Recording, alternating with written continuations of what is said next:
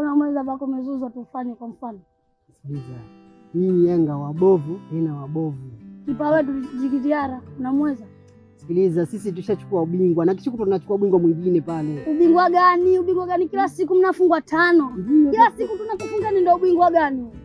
Wewe dogo wewe, acha kusema maneno. Kwa unataka kuniambia nini? Wewe unataka kuniambia nini? Tupate kwa chochote.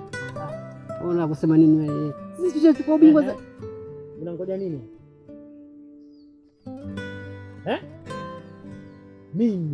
Mimi sitaki kufuatana na sawa. Lakini baba si rafiki yangu. Hapana. Huwezi kuwa na rafiki mchezi kama huyu. Sawa? Mimi ya babako sitaki kufuatana naye huyu hapa.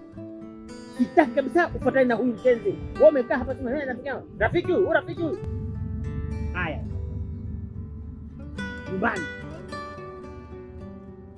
Unafanya mbele sana. Ninakutazama tunasikiza. Yeye kutazama yana sikuelewi.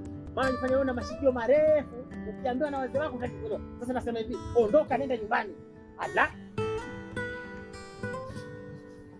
Kwa saizi utabangi hawa. Wewe saizi yako kuna nani kama huyu? Wewe huyu saizi yako. Ukiambiwa lazima usikie.